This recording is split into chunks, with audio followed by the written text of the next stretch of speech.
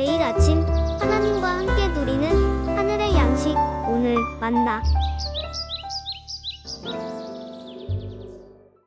내 아들아, 여호와의 징계를 경히 여기지 말라. 그 꾸지람을 싫어하지 말라. 대저 여호와께서 그 사랑하시는 자를 징계하시기를 마치 아비가 그 기뻐하는 아들을 징계함같이 하시느니라. 지혜를 얻은 자와 명철을 얻은 자는 복이 있나니 이는 지혜를 얻는 것이 은을 얻는 것보다 낫고 그 이익이 정금보다 나음이니라. 지혜는 진주보다 귀하니 내가 사모하는 모든 것으로도 이에 비교할 수 없도다. 그의 오른손에는 장수가 있고 그의 왼손에는 부귀가 있나니 그 길은 즐거운 길이요 그의 지름길은 다 평강이니라. 지혜는 그 얻은 자에게 생명나무라. 지혜를 가진 자는 복되도다. 여호와께서는 지혜로 땅의 털을 놓으셨으며 명철로 하늘을 견고히 세우셨고 그의 지식으로 깊은 바다를 갈라지게 하셨으며 공중에서 이슬이 내리게 하셨느니라. 내 아들아, 완전한 지혜와 근신을 지키고 이것들이 내 눈앞에서 떠나지 말게 하라. 그리하면 그것이 내 영혼의 생명이 되며 내 목의 장식이 되리니 내가 내 길을 평안히 행하겠고 내 발이 거치지 아니하겠으며 내가 누울 때에 두려워하지 아니하겠고 내가 누운즉 내 잠이 달리로다. 너는 갑작스러운 두려움도 악인에게 닥치는 멸망도 두려워하지 말라. 대저 여호와는 내가 의지할 이시니라. 내 발을 지켜 걸리지 않게 하시리라. 내 손이 선을 베풀 힘이 있거든 마땅히 받을 자에게 베풀기를 아끼지 말며 내게 있거든 이웃에게 이르기를 갔다가 다시 오라 내일 주겠노라 하지 말며 내 이웃이 내 곁에서 평안히 살거든 그를 해하려고 꾀하지 말며 사람이 내게 악을 행하지 아니하였거든 까닭없이 더불어 다투지 말며 포학한 자를 부러워하지 말며 그의 어떤 행위도 따르지 말라. 대저 패역한 자는 여호와께서 미워하시나 정직한 자에게는 그의 교통하심이 있으며 악인의 집에는 여호와의 저주가 있거니와 의인의 집에는 복이 있느니라. 진실로 그는 거만한 자를 비웃으시며 겸손한 자에게 은혜를 베푸시나니 지혜로운 자는 영광을 기업으로 받거니와 미련한 자의 영달함은 수치가 되느니라.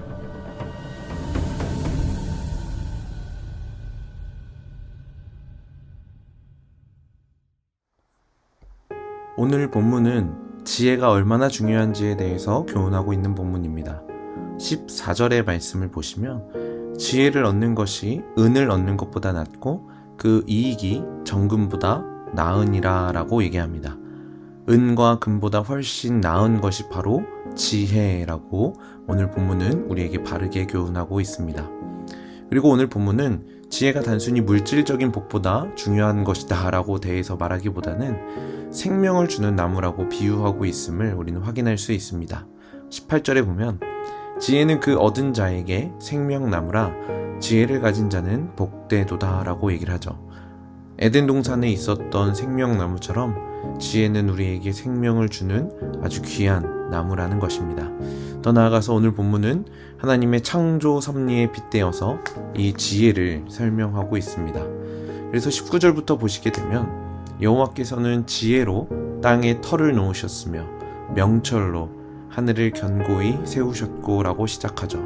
그리고 이어서 하나님이 이 세상을 창조하신 것이 하나님께서 가지신 지혜로부터 시작된 것임을 오늘 본문은 우리에게 교훈하고 있습니다. 결국 이러한 지혜를 갖는 건 하나님의 시선으로 세상을 바라보고 하나님으로부터 주어지는 가치관을 소유하는 것이다 라고 할 수 있을 것입니다. 그렇기 때문에 우리는 더욱더 이러한 지혜를 가져야만 합니다. 그래서 오늘 본문의 지혜자는 이 교훈을 계속해서 강조하고 지혜를 잘 간직하라 라고 권면하고 있죠. 특별히 21절 말씀에 이렇게 강조합니다.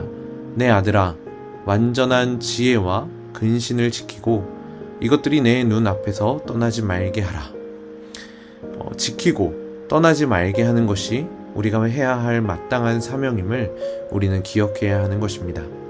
이러한 지혜가 우리의 삶에 머물 때에 22절에 말하는 것처럼 영혼의 생명이 되고 평안히 행할 수 있고 장애물에 걸리지 않고 넘어지지 않으며 두려움이 없어지고 편안히 잠을 잘 수 있게 되는 것입니다. 그리고 이러한 평안함은 바로 여호와께로부터 오는 것이라고 할 수 있을 것입니다. 이러한 축복이 지혜를 소유하고 지혜를 가질 때에 얻게 되는 유익이라는 것이죠. 우리 삶에 예기치 않은 어려움과 힘든 일들이 때로는 찾아옵니다. 그럴 때마다 우리는 예기치 않았던 일들이기 때문에 무너지기도 하고 낙심하는 일들이 생기기도 하죠. 이러한 예기치 않은 어려움을 이겨낼 수 있는 방법이 바로 이 참된 지혜를 간직하는 것이라는 겁니다. 그때 우리는 어떠한 일이 찾아올지라도 능히 이겨낼 수 있고 감당할 수 있게 되는 것이죠. 그런데 오늘 본문은 이러한 지혜가 단순히 하나님으로부터 주어지는 복을 누리기 위해서 가져야 한다라고 말하는 것은 아닙니다. 물론 하나님께서 주시는 복을 1차적으로 누리는 것 너무나 중요하지만 하나님께서 우리에게 이러한 복을 허락해 주시는 이유는 그 복을 흘려보내야 한다라는 의도가 함께 담겨 있다라는 것이죠. 27절에 보시면 이렇게 말씀합니다. 내 손이 선을 베풀 힘이 있거든 마땅히 받을 자에게 베풀기를 아끼지 말며. 지혜를 소유한 사람은 어려움이 있는 이웃들을 향해서 돌봄의 손길을 내밀 수 있게 됩니다. 또한 이웃과 다투지 않습니다. 그리고 지혜로운 사람은 참된 의를 구하는 사람이고 더 나아가 겸손한 사람이라고 오늘 본문은 교훈하고 있죠. 이러한 관점에서 참된 지혜가 무엇일까? 지혜의 절정이 무엇일까? 라는 고민을 했을 때에 바로 십자가임을 우리는 발견하게 됩니다. 예수님께서는 십자가를 통해서 하나님의 지혜를 온전히 이루셨습니다. 그 십자가는 생명을 잃은 자에게 생명을 주는 것이고 또한 죄인들에게 의를 주시는 하나님의 위대한 사역이기 때문입니다. 우리는 이러한 지혜를 가지고 십자가를 본받는 삶을 살아야 할 것입니다. 먼저는 나에게 지혜를 얻을 수 있는 하나님의 은혜가 되고 또한 많은 사람들을 유익하게 만드는 통로가 되는 것이죠. 이러한 관점으로 35절의 말씀을 우리의 삶을 통해 적용하길 원합니다. 지혜로운 자는 영광을 기업으로 받거니와 미련한 자의 영달함은 수치가 되느니라. 이 본문에서 말하는 영광을 기업으로 받는 것, 영달함은 아주 미세한 차이처럼 보입니다. 그런데 그의 의도와 내면을 살펴보게 되면 근본적으로 아주 큰 차이가 있음을 우리는 발견하게 되죠.